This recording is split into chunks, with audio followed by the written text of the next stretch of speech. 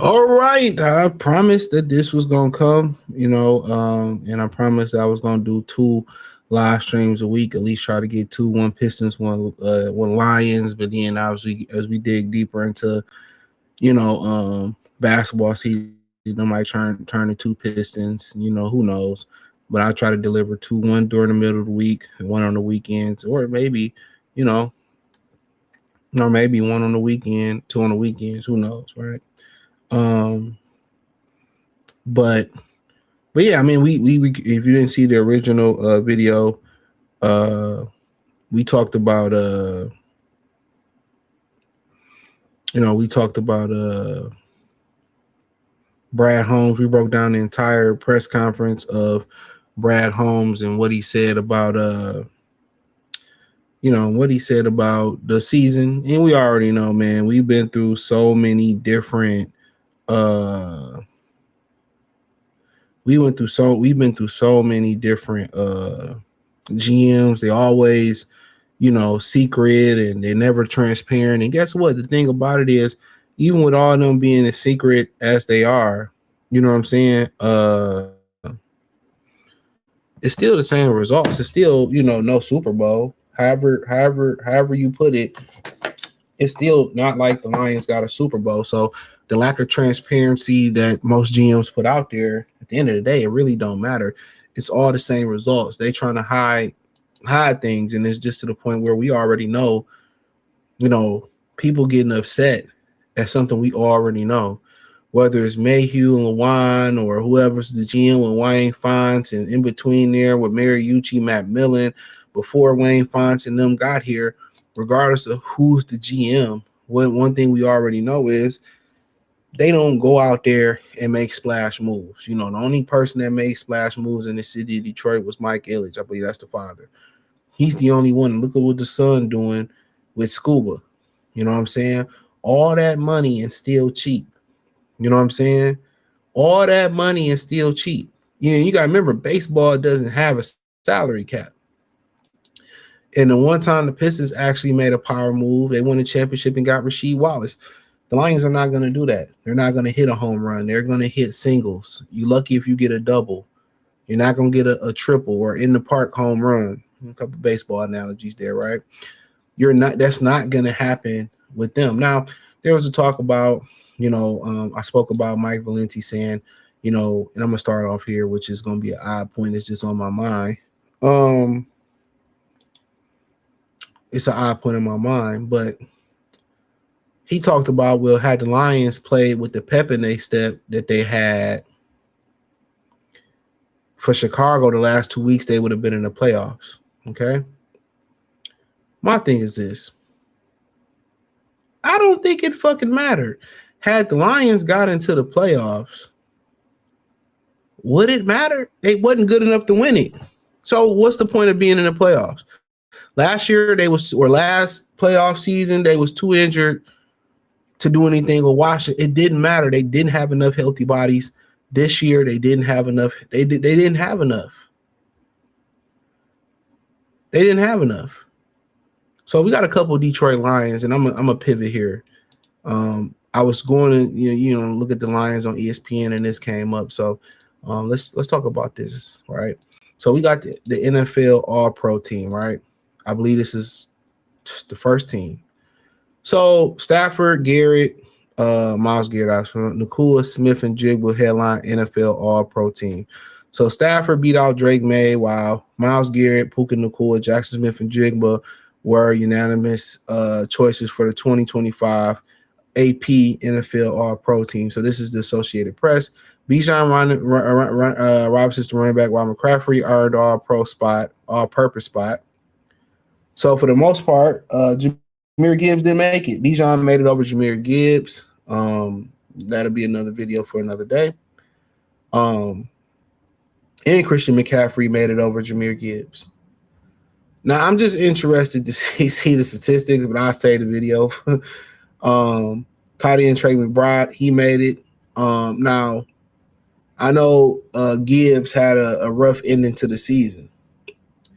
Willie Anderson, Michael Parsons joined Garrett at edge. Jeffrey Simons, who I think the Lions should trade for, and Zach Allen were selected. I don't even know who the fuck Zach Allen is. Who is this kid? Okay, he plays for Denver. They made it at nose tackle. So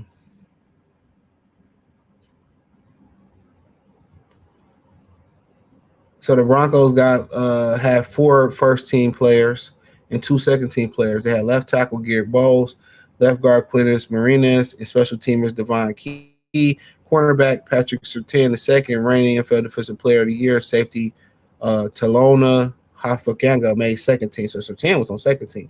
Philadelphia quarterback Quinyon Mitchell and slot corner Cooper DeJean made the roster in their first season.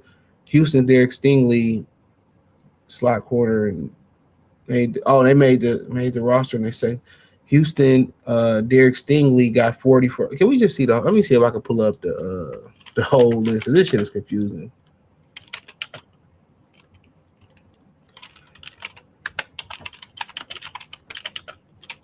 Let's see if we just pull up the list. That shit was confusing. They just don't have a list. Can we just get a list? Here we go. Thank God. So Stafford, May, and Allen. So Jahmyr Gibbs. So they're selected. First place votes are panelists are worth 3 points. Single play.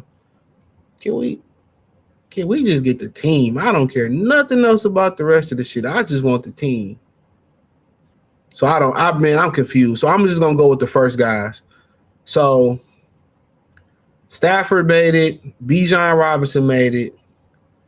Jahmyr Gibbs, he didn't even get no votes.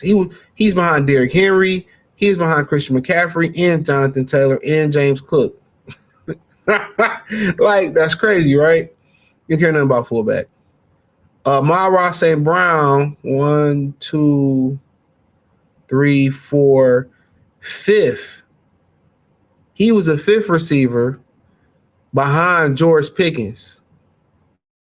Wow. McCaffrey, he made all purpose. Jahmyr Gibbs was 3rd in all purpose. Sewell was your right tackle. Myles Garrett, Willie Anderson, Micah Parsons, and Brian Burns was your top 4 at edge rusher. So that's first and second team. Aiden Hutchinson would have been 3rd team, but that doesn't exist. Jack Campbell, shout out to him. He was the first. He's made first team All Pro at linebacker. And other than that, that's pretty much it. It's pretty much it. So I believe Jahmyr Gibbs kind of got a raw deal. I say that first and foremost. And St. Brown got a raw deal, but this is why a lot of people don't want to play in Detroit, because when you play in Dallas, you get inflated. When you play in certain markets, they inflate you. Detroit, so it's hard to get people to come to Detroit because you got to overpay, just to get the credit that you deserve. You know what I'm saying? And that's sad to me, because I just feel like it's just to the point where, now it's more about what market you play in. And I feel like, Jahmyr Gibbs, he should have been at least second team. He's better than McCaffrey. Well, I guess them not making the playoffs had some, but Bijan Robinson to make it to the playoffs. I got to look up the stats. And maybe I'm wrong. I got to look up the stats before we get to rolling on this video, man. I got to look up the stats. So Robinson had 1,478 yards, 7 TDs, 287 rushing attempts, receiving.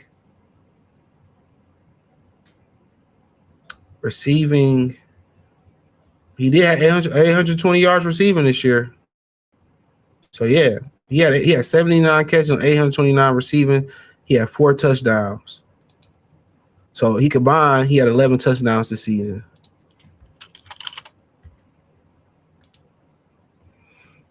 Gibbs, who had 44, less rush attempts. He had 1,223 yards, 13 touchdowns on 5 yards a carry.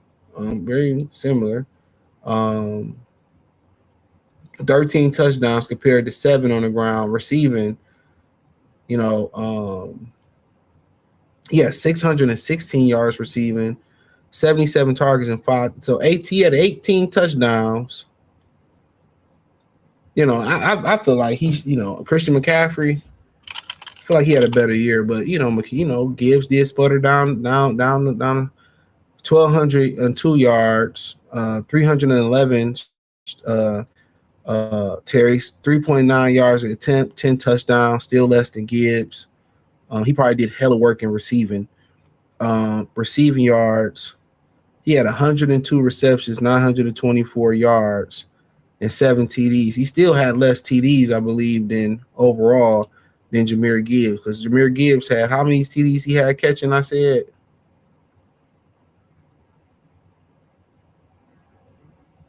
Trying to see how many. He had 5, so he had 18 touchdowns, and Will McCaffrey had 10.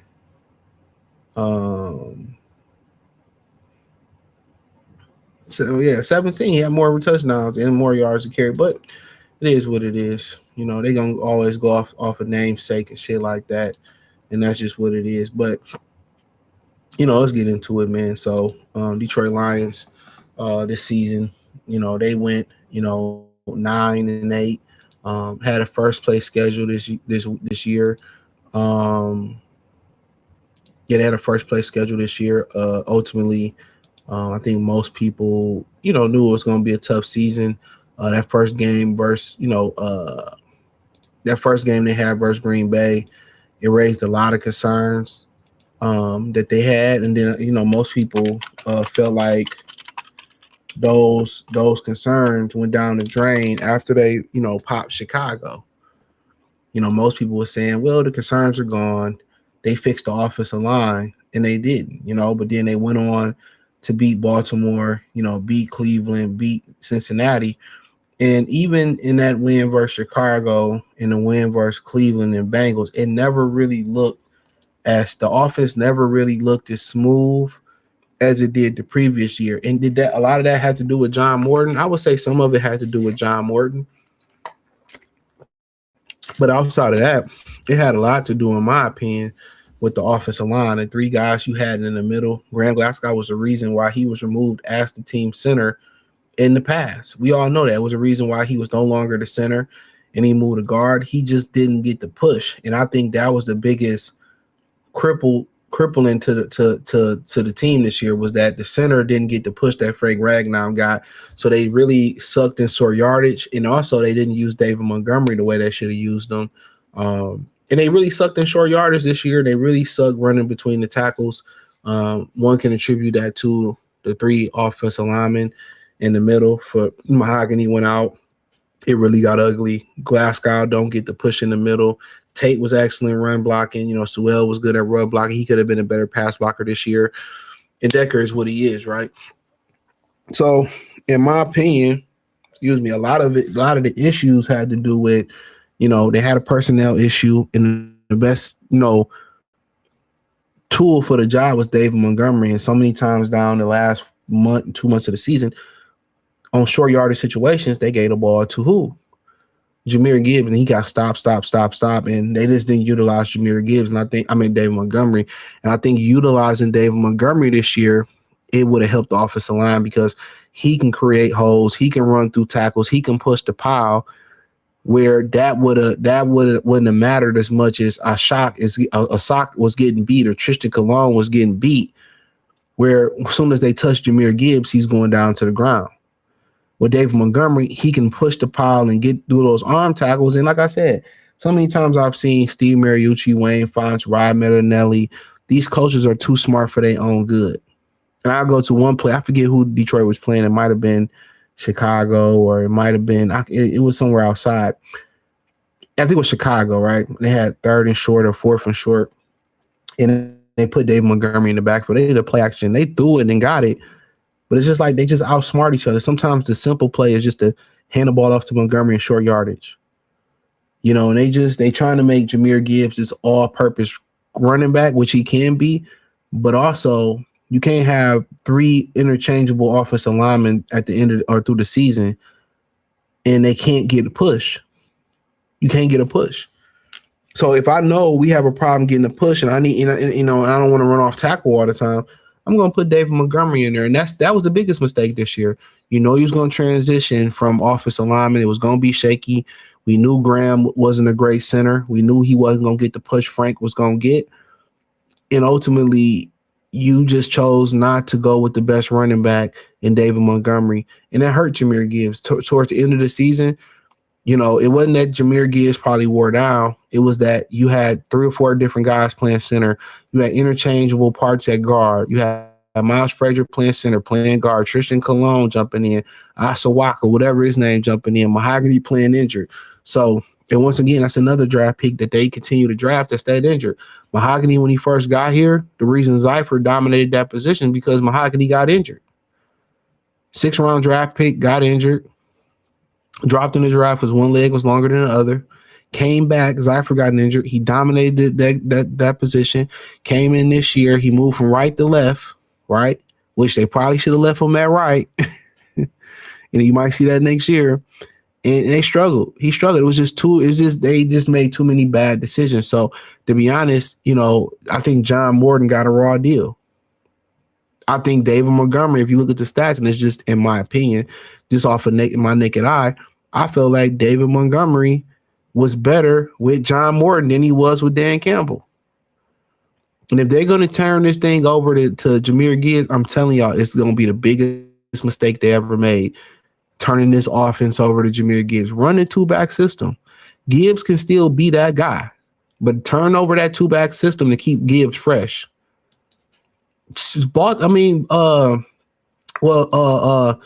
Atlanta does it with Algeria and Bijan Robinson. Bijan don't have to really carry the load like that.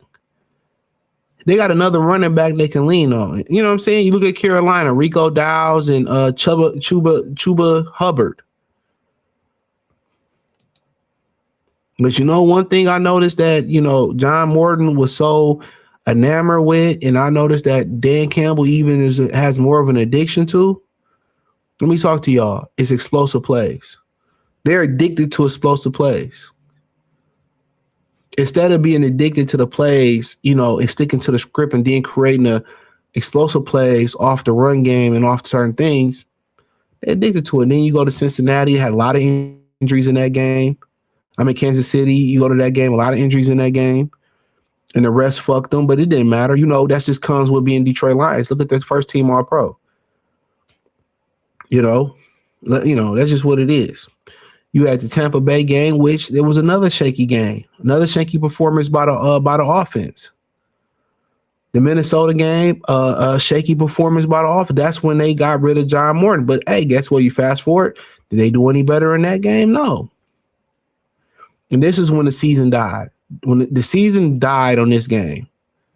This was the game that broke them. The Minnesota game is the game that broke them. Because when you lose, you go 0-2, 1-2, 1-2. That's what broke them. You win that game, I think you're okay. But then also what broke them is what breaks them every season, which I don't really want to continue to harp on, but it's important. It's injuries. Every year, it ain't like you get an old nigga like Kevin Seifert or you get an old head like Graham Glasgow, which, he did get injured this year. These are young guys. You start talking about Makai Wingo. You start talking about when they had F.A. Melifano, he was often injured. When you talk about Josh Pascal, where he had a back injury, you didn't see him all season. You bring back, because he's cheap. What's the brother's name? Marcus Davenport. Then Pat O'Connor goes down. Then Aleem Alquay Muhammad got injured through the year. You pay Aleem McNeil, he go down. You get Sam Laporta, he go down. You got Brian Branch, he go down. You pay Kirby Joseph, he go down. You got Terry Allen, he go down, come back, go down again. In his rack straw, football ain't been snapped yet in the regular season or preseason, I don't believe. He go down again for 2 straight years. Then DJ Reed, he hurt his hamstring, he go down. You got a Meek Roberts at some point in the season playing with a fucking club over his hand. Come on, Mahogany, 2 straight years, he go down. Graham Glasgow, you expected he go down. Taylor Decker down every other week. He go down. You draft Miles Frazier to come in and compete for center and guard. He instantly goes down. Come on. Amar Rago Brown, you just paid him. He toughed it out and came back. He go down. Come on, man. Manu Giovanni, he made a start versus Cincinnati. I don't think it was too bad. People, he didn't have the worst grade on the team. It wasn't too bad. Guess what? After he make his first start, he go down for multitude of weeks. Panisa Will playing through injuries. Like, what the hell? Every year it's the same thing. Every year it's the same thing. The Eagles game, they want to blame the refs. They had a lot of opportunities. Dan Campbell's lack of game management and kicking the field goals lost the game. The Giants game, they had to come all the way back. It did. That Minnesota game broke them. It broke the season. The Green Bay game, injuries again. I think Amara went down in the first drive. The Dallas game, was good. And other than that, they did good versus the Rams, and they faltered in the third quarter. Didn't have no defense. Pittsburgh didn't show up to play. Minnesota didn't show up to play. So we go through this, man. And to be honest, if I had to dish out blame, as far as, I don't blame John Morton as much as most people blame John Morton. Let's start off there. I don't blame John Morton as much people do. I think, people can talk about the only good thing that Dan Campbell did. Let's go back to here. Let's just look at this score. Y'all statistic people. Y'all always doing statistics in the comment section. I'll tell y'all all statistics ain't created equally.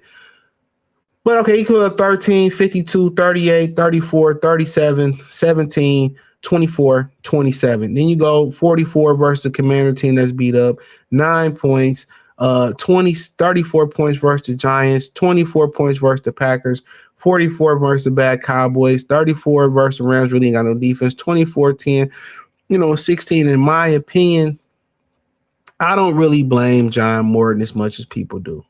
You know what? And people going to disagree with me. I wouldn't even have got mad if they gave John Morton another shot at play caller. They kept him as a play caller. The one person that suffered was Jamison Williams, right?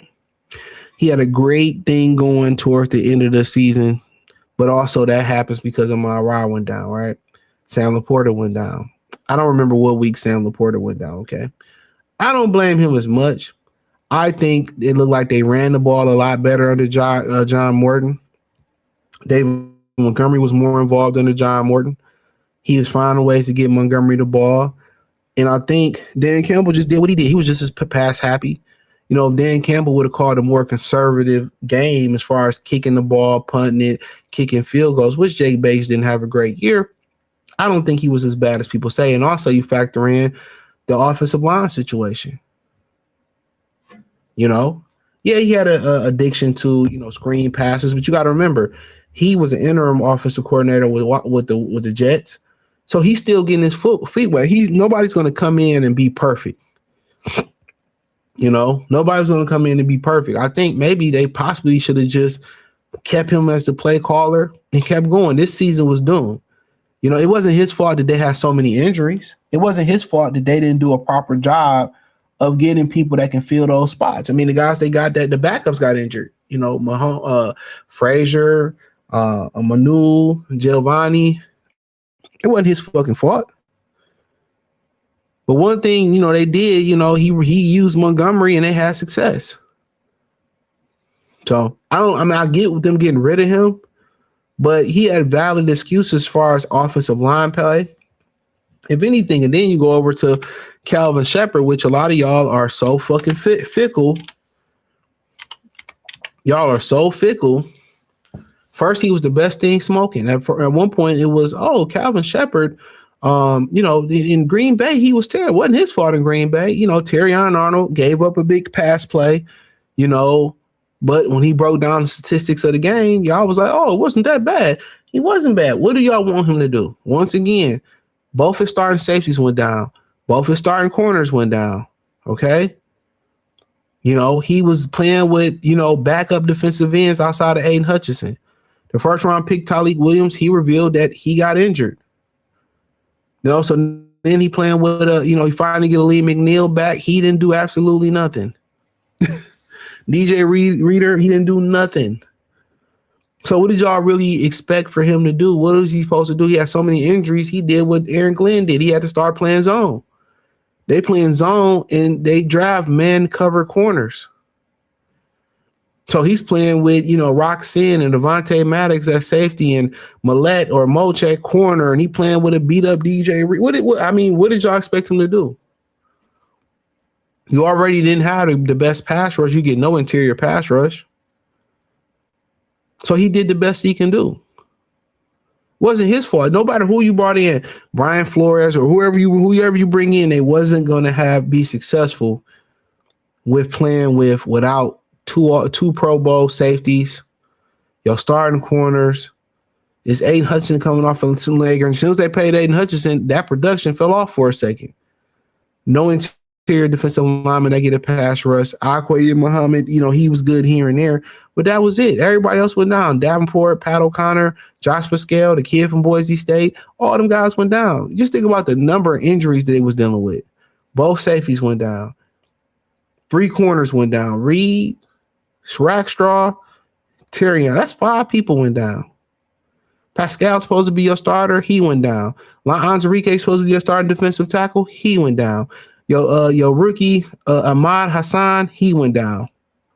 Pat O'Connor, who's the guy you depended on as a third defensive end, he went down. Marcus Davenport, that's 10 people. It's 10 people. What the fuck did y'all expect from this man? What did y'all expect? That's my whole thing about it. Let's live in reality. I think he had a great first season. It was the same thing that Aaron Glenn was doing there. He had to deal with the same thing Aaron Glenn was doing, and then you had this guy. He was here horrible this year. He's horrible this year. Micromanaged John Morton, didn't come in and really do a better job than John Morton. It was still the same shit. Had he kept a more conservative mindset, John Morton probably would have been more successful with more field positions. That goes on him. Some of the game management was terrible from Dan Campbell this year. I think his team, they paid a bunch of people. They had some success. In the back of their mind, they saying if we were healthy, we would have won the Super Bowl. It was a lot of entitlement. There was a ton of entitlement from the Lions this year. They were a bunch of spoiled brats. They thought they had arrived. They thought they was a premier team, and it wasn't. And they found out if you ain't on your P's and Q's, no matter how good your viewership is, you got the highest selling ticket, the NFL don't fuck with you like that. So when the NFL can rob a game from y'all, steal a game from y'all, they will. So they got a reality check. He made adjustments down the stretch, but it just wasn't that year. And if he got a hand in the personnel department with Brad Holmes is the biggest loser. He's the biggest loser this year. He's the biggest loser this year. No doubt about it. He's the biggest loser. The lack of depth at defensive end, the continuous selection of injury-prone, broken guys. Young guys he drafting that's broken. Part of them paying guys prematurely is because they cheap. And he understood that he had a cap hell coming up. They had cap hell coming up. It was $50 million, projected to be $50 million over the cap. They kept a nice chunk, 20, 30 million under the cap. So, when they find out that cap number, that it's not so bad next year or this coming off season. So that was smart. But then again, most people looking at it, hey, you could have just took that money, went for it, and won a championship. That's what people looking at it. He tried to get James Pierce. He tried to get Myles Garrett. It didn't work out. Excuse me.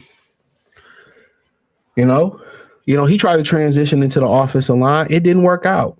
Manu Giovanni, he still ain't ready to take over for Taylor Decker. He knew the last 2 or 3 seasons that Frank Ragnar could be done. He waited to this draft to draft a potential center.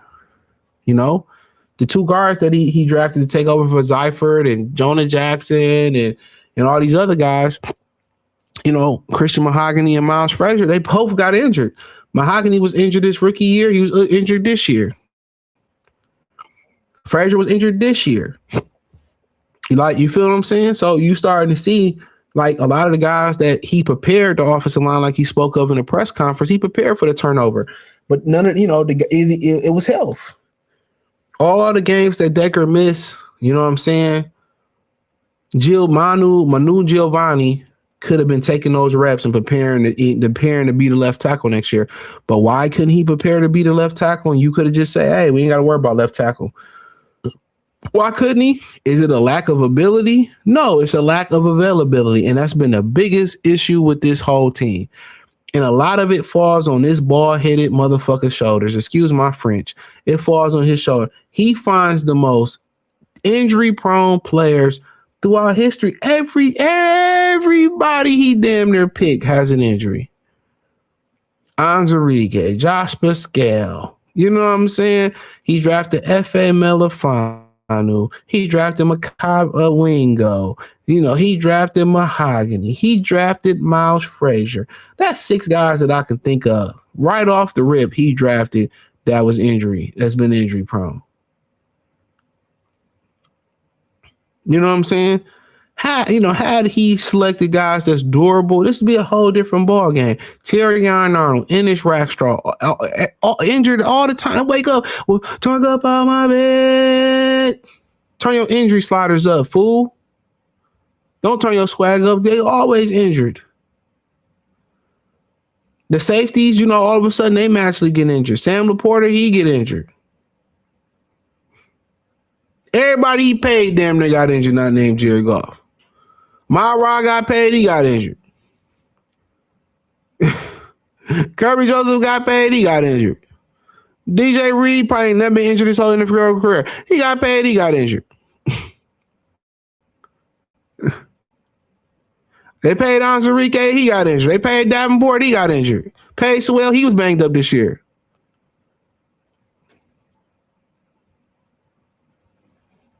They paid David Montgomery last year, he got injured.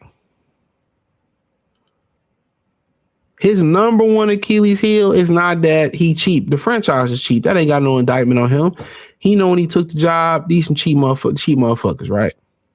So I got to win a championship being cheap through the draft, which is the best way to win a championship is through the draft, right? His issue is he has this empathy, or he likes to sympathize with players that's injured.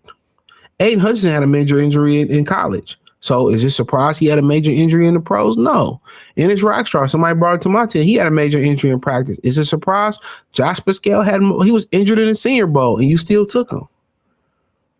The reason the Lions are not hosting the Lombardi Trophy is because of his affection and his love for injury-prone players. It's simple as that.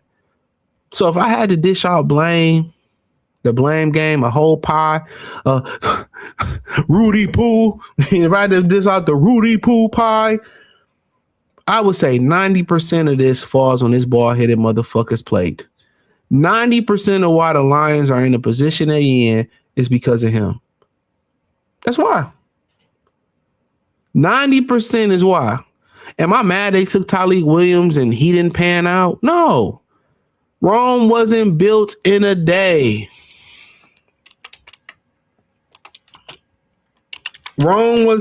Sometimes it takes a little time to come together. So I don't really blame the draft, right? You go back and look at the draft. Ahmad Hassan, can y'all see it? I know you. Let's start from Tyleik Williams. And we're going to look at the overall board, right? So, don't ask me nothing about the 2026 draft. I know nothing. I don't really watch college football. I root for my brother Dante Moore from King. That's about it, right? I watch Indiana. For no reason, I always call Ole Miss and LSU games, and I watch Michigan games sometimes. But I'll tell you this: if I'm moving up in the draft, it's probably for that tackle from Miami. But that's no here nor there. So Tyleek Williams, people mad at him. He said he suffered an injury, came on hot at the end of the season. I think he's gonna be all right. Tate Ratledge was the best. He'd probably be a center next year, knowing his cheap ass franchise. Isaac Tesla, I feel like we got mad. I think it didn't make any sense to get rid of Tim Patrick. That hurt as well too, especially when Sam Laporta went down. But this we already knew this was a pick for the future. Miles Frazier, he was injured, got injured. So Williams, Frazier injured. Ahmad Hassan, got injured. So 3 of them guys was already injured. The rest of these guys, I don't know where the fuck they at. So, can I rate the draft class this year? Can I rate them and be like, no, give me 2 or 3 years and we'll see, what happens in this draft class. But I do, from 1 to 5, I feel very, very good that these guys are going to be good contributors, right? So, we go to the draft, right? And just to revisit it real quick, because it is part of the season review. And they took Tyleek Williams, 28. Now, the rumor was they were trying to move up from 28 to 26 or 26 to take James Pierce, who had 10 and a half sacks. It didn't work. So looking past this, I don't know much about these guys. So I don't know how Joshua Conley Jr. did, but at Oregon, maybe they could have used him. Maybe they should have just took this tackle a year earlier, knowing that Decker dealt with injuries, right? So, but then we can switch to the second round. So I don't know how a lot of these guys did. Quinshawn Judikins was really good, but you weren't gonna take no running back. Trayvon Henderson, when he healthy, he's pretty good. Luther Burden, that was Chicago's version of Jameson Williams, which they actually went to high school together. Tyler Salt, quarterback, he was pretty good this year. But we weren't going to take a quarterback. So I don't know much about the rest of these guys here. Obviously, this was a guy they probably should have took. Will Johnson had a great year this year. I don't think anybody would have batted an eye had they took Will Johnson instead of Tyleek Williams right now. But he was a top 10 pick, and, when you need him to draft an injury-prone motherfucker, he don't draft him. But Will Johnson was phenomenal. And instantly would have, you could have got rid of some of them dudes. But, it's no here nor there. It took Tate Ratledge. I don't really have an issue with it. Mike Green, he went, so really wasn't too many other guys they really could have took. So, this wasn't a great draft as far as, a smash hit in the first round. So it wasn't the greatest NFL draft. And maybe it was. Let me know what you think. Lions making the playoffs gives them the right to hide behind their failed season. That's a great comment. DJ King 0000 or 0001. It's a great comment. Oh, we made the playoffs. And if you noticed in that press conference, DJ, what he said. You notice what he said? He said, "Oh, it's a failed season if we don't get into the playoffs." Dan Campbell didn't say it was a fail, Brad Holmes didn't say it's a failed season if we don't win a championship. Watch the press conference again. You think the market still matters with social media present? You think market still? Yeah, it still matters. It matters even more with social media presence. 100 AR Sanchez. It matters even more. You have you have digital marketing and shit like that now. It matters even more now. That digital branding, they still favor the Cowboys. You got to understand, they still favor Green Bay, Chicago. It's still, if it didn't matter, then why it's still cheap for Kansas City? Lions I read that one. He said the Lions lost to a rookie quarterback that may not even be the guy in Minnesota, McCarthy. The season was over then. That's a great point. Well, Minnesota gonna be sick if Darnold win the Super Bowl. What they want? I don't even think they're gonna make the championship. The Lions had the most players on AR this season at 16, same as last year. And obviously something is broken. Something is broken. I would say the number one thing that's broken is the selection of the players. Then maybe practice habits. They do too much hitting in practice. Only thing the Lions hunting for this season is not making the playoffs. And yeah, and I agree with that original comment. Them making the playoffs gave them a reason to raise the prices up, to keep the prices up. I definitely agree with that. They can hide behind their failure. I'm glad they didn't deserve to make the playoffs. Yes, he picks broken player. That's the number one problem. Then if you're a physical football team, y'all do a whole bunch of hitting, there you have it. Kirby's dealing with the career-ending injury. He may not be back. I mean, that's what it's signed. That's a rumor. And kind of Brad Holmes alluded to that. So hopefully that's not true, but he alluded to that. I remember I did it when I broke down the press conference. He said, I hope he can be back. And that's the case. All right. If he out, he out. Safety ain't that hard to fill. Brad is the Joe Dumars of this organization. I mean, I can't say that. I think he has a great eye for talent. I just think he has an infatuation with injury-prone players. He did the article, I think it was Detroit News or Free Press, talk about why he sympathizes with injury-prone players. So I don't think it's honestly, I don't. Joe Dumars just didn't know talent. As far as it seemed like he deliberately, and I love Joe Dumars, he deliberately fucked over his franchise. He said, chances are I don't expect Kirby to be back. I think he's going to medically retire like Kaminsky did. I mean, could be. He played on a bad knee. If he medically retires, he retires. I mean, that's more money freed up. So we forget about Kaminsky, but I'm ready. All these injuries, not Kirby maybe. I just think that's a rumor. I think Kirby will be okay. I think that's just a rumor. I think Kirby will be okay. I think that's a rumor. That's how I feel. I think it's a rumor. So we'll see. If he's still limping in training camp, then I'm really not concerned about it. I like that other kid that got playing safety anyway. I like him too. So I don't think it's career ending. I think maybe, hear people talking about Laporta, and I'm not really worried about that. Kirby will be back. Said everything King said it, but we could have taken Jalen Carter, and Gibbs would have still been there. We gave up a lot to get Gibbs. But then again, Jalen Carter had 2 shoulder surgeries, I think, or 2 shoulder surgeries this season. He spit on somebody. You got to ask the question about this too. Will Philadelphia even want to keep him around? So we can say, hey, we could have took Jalen Carter. He got caught speeding right before the draft. And don't forget, was he involved? Now, was he one of the people involved in that car crash with that Georgia player? It was just too much there. And then also, it's not even like he learning his lesson. So I can't co-sign that. The character is just too bad. The character is too bad. So he's just as unreliable as, and I feel like when he's on, he's the best defensive player in football. I feel like he's unreliable just as, as some of the players that they have on his team due to injuries. He dealing with shoulder injuries. Excuse me. He dealing with shoulder injuries. He dealing with off the field. He still ain't figured it out off the field. He's in the locker room surrounded by Georgia alumni, and he's still fucking up. He's still fucking up. Excuse my language.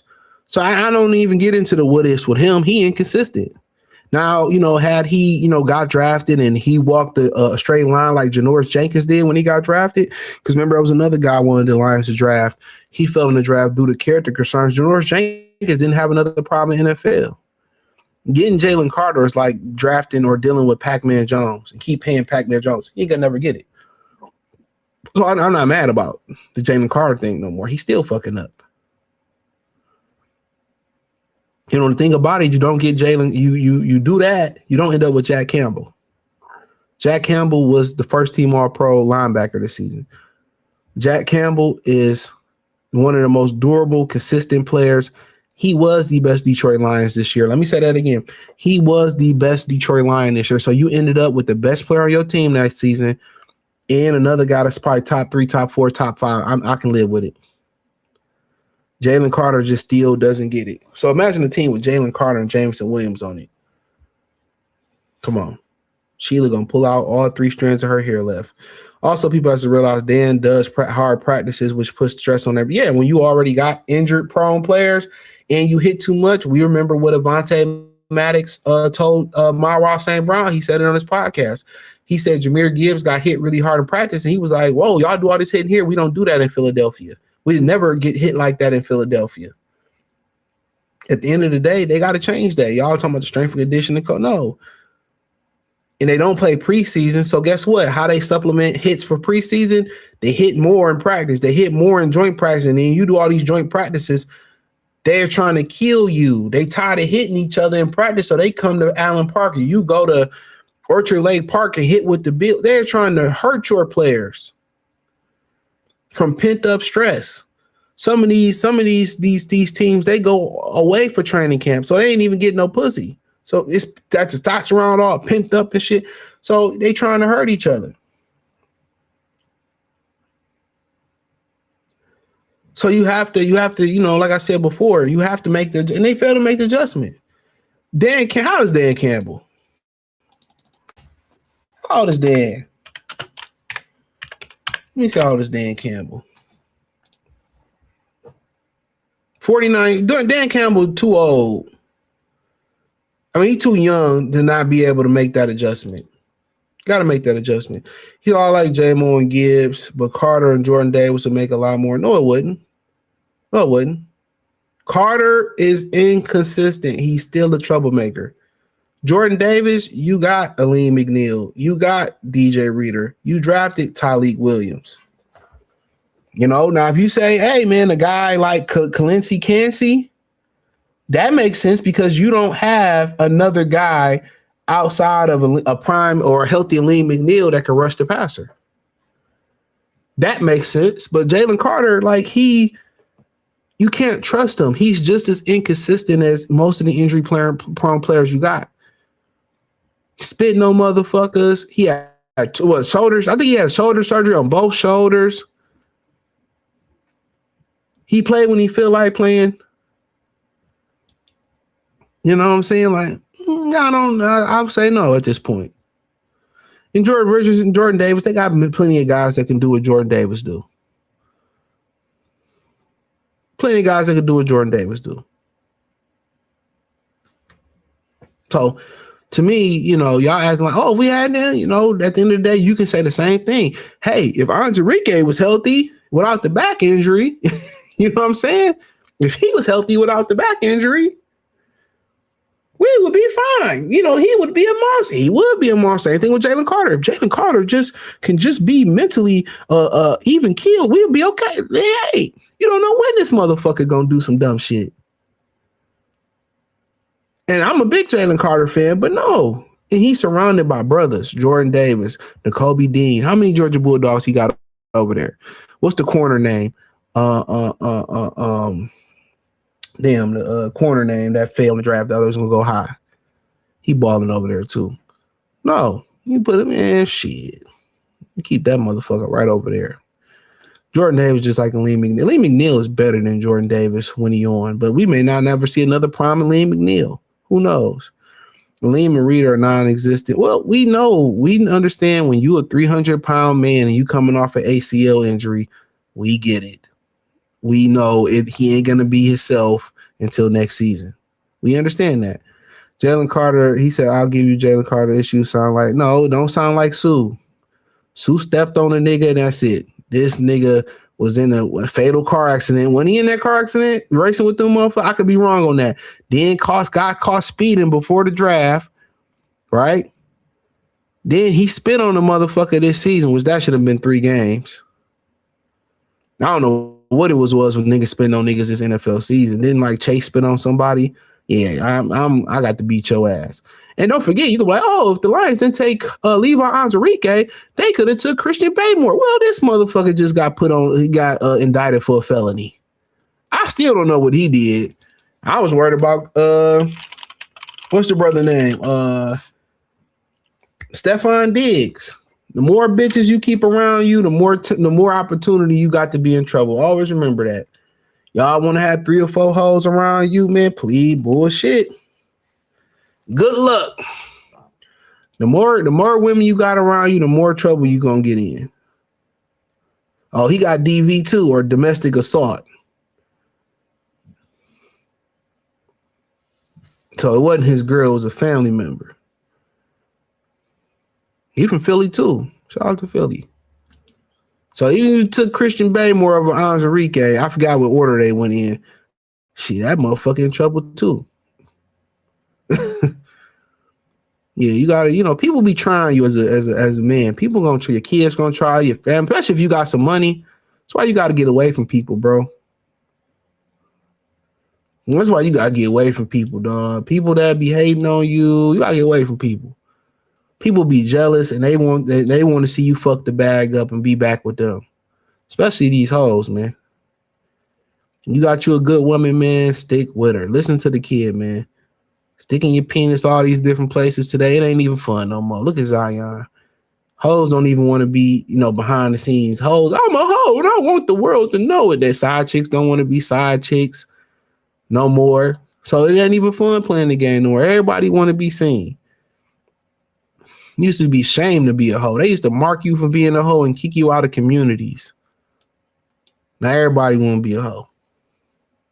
If anything, we could trade Jay for I don't see what. Well, they didn't have the draft capital. He traded all the draft capital for guys like Sonoy Vaki, Manu Giovanni, Isaac Tesla. So that's why that happened.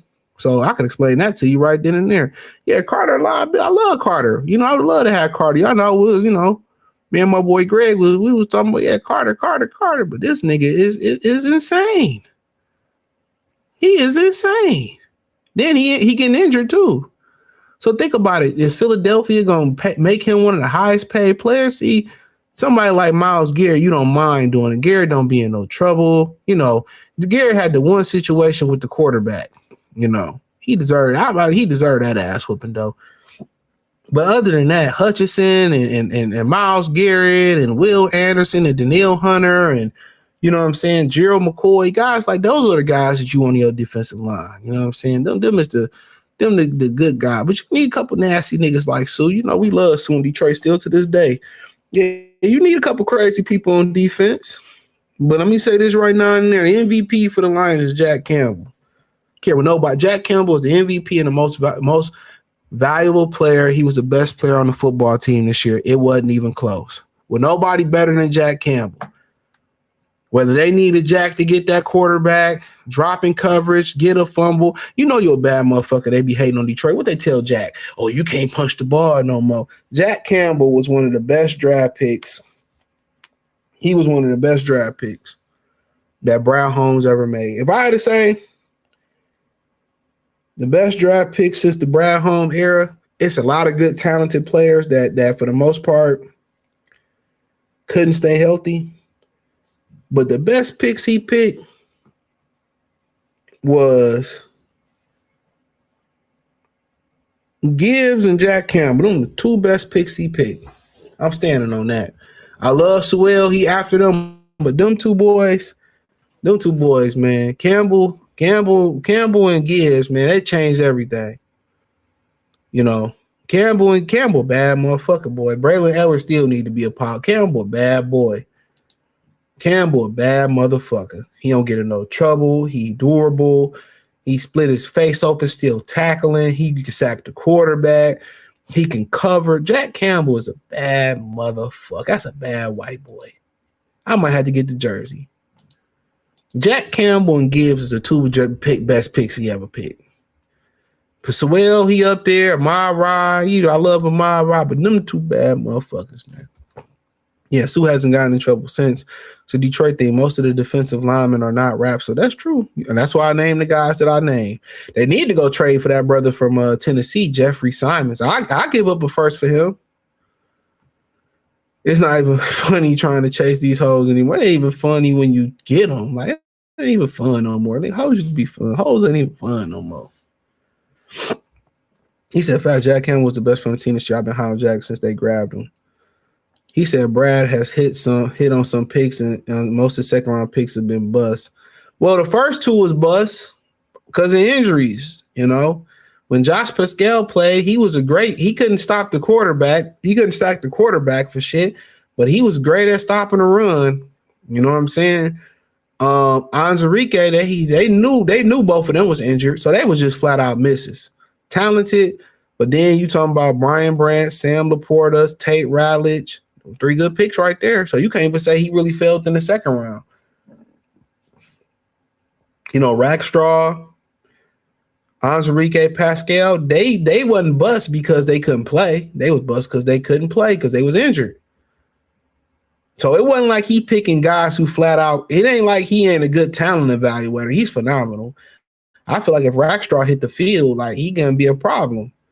I feel like if Enrique wasn't injured, he was gonna be a problem. I feel like Pascal was gonna be a problem. Had all those picks stayed healthy, they would win it. They would be probably defending a Super Bowl trophy and would defend it. That's it. Y'all gotta ask some questions, I answer them, but that's it. He ain't missed in the second round. His misses wasn't based on talent. He missed based off injury. This motherfucker's hope his back get better. I know his foot fell off, but we can sew it back on, and he'll be a good player. He that type of dude. How you feel about the OC position? How do you feel they should feel it? My pick is T. Martin from the quarterback T. Martin, who won a championship with the same team bitch ass Peyton Manning couldn't win a championship with. I like Peyton though, but Peyton was a fucking loser. Lamar Jackson is the new Peyton Manning though, but you ain't ready for that conversation. But anybody that know how to run the ball, I don't want no passing game coordinators.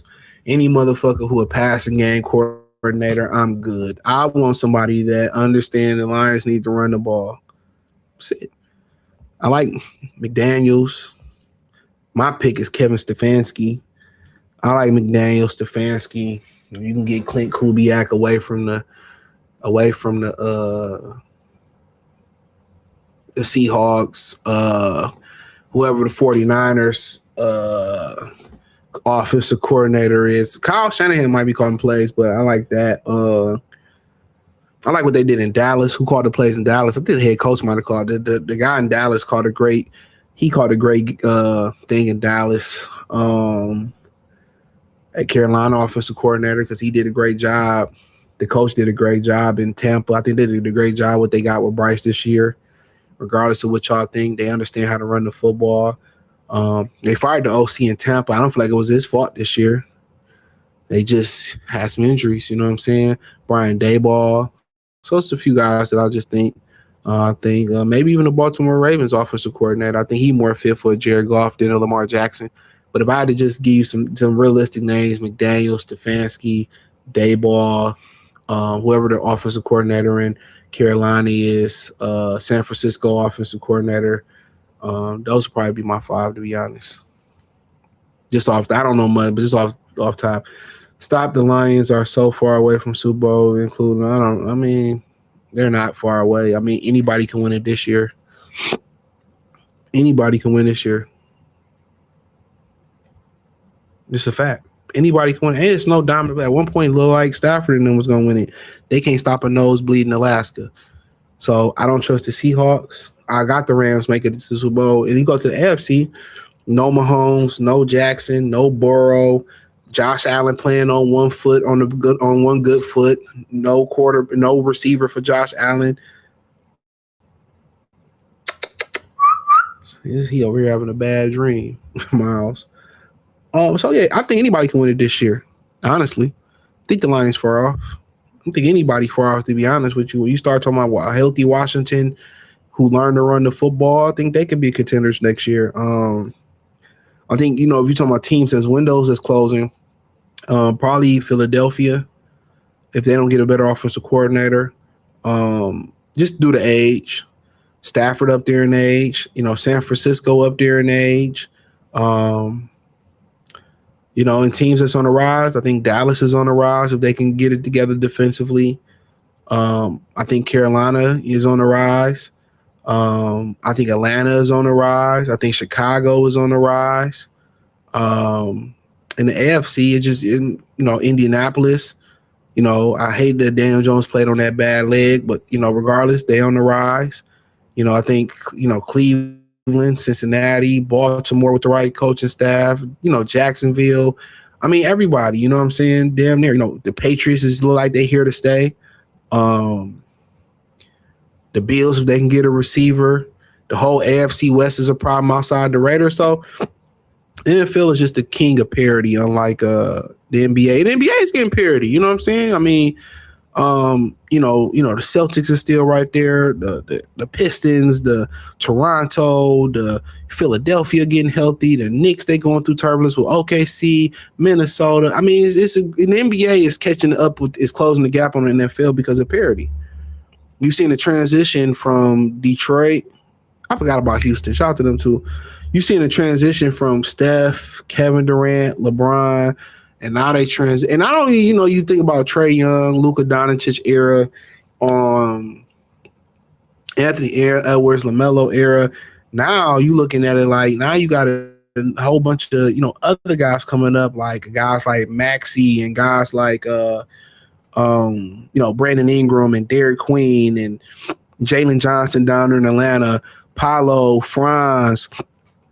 You just got a whole lot of what's going on in the league right now.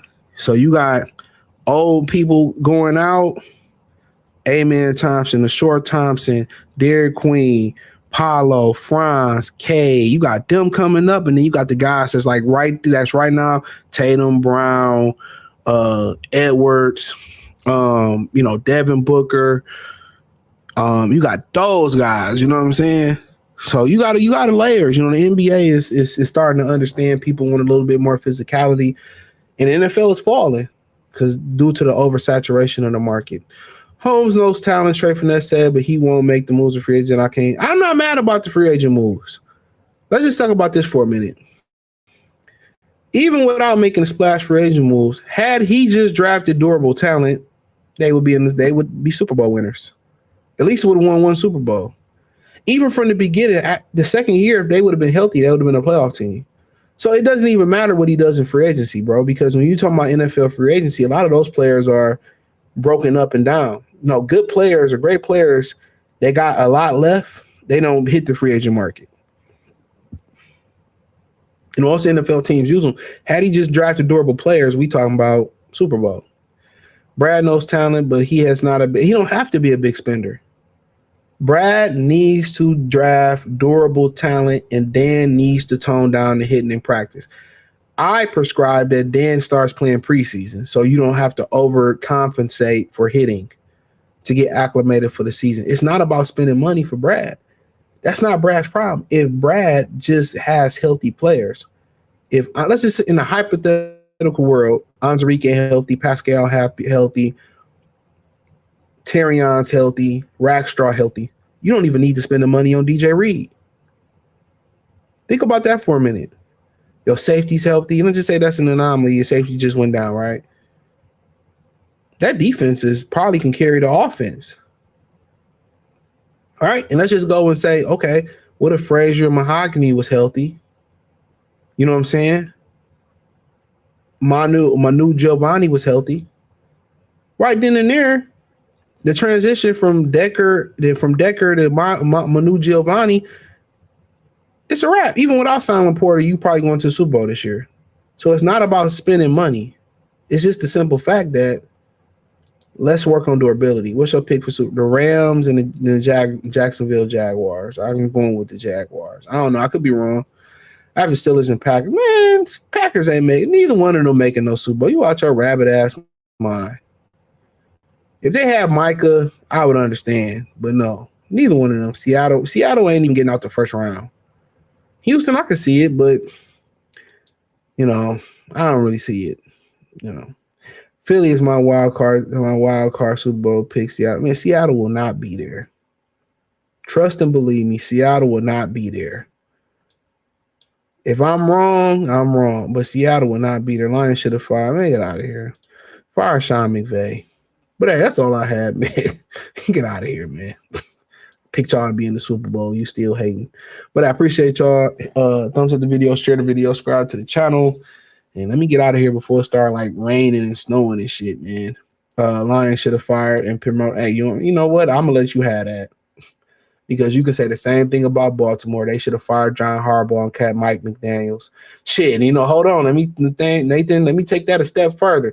Michigan should have gave Mike McDaniels the fucking job. You know what I'm saying? Yeah. He wasn't around here chasing holes and shit, man. Yeah, I mean, you gonna lose your $6 million job you worked your whole life over some pussy. Man, these niggas is crazy, bro. I'll live like a monk for $6 million. Whoever wins our Texas Steelers is going. Okay, I can accept Steelers ain't going. Quarterback too old. I just imagine you mess up $6 million for some pussy. Like, ain't that some crazy shit? At that point, why don't you just go rent an escort? I don't even know promoter or tricking. Man, let me stop for I can do a whole nother 3 hours on Shamar Moore, man. What was his name? Man, Sharon Moore. Man, now I'm gonna delete myself, man. Get the fuck out of here, pussy, man. Man, let me get out of here before I say something I shouldn't.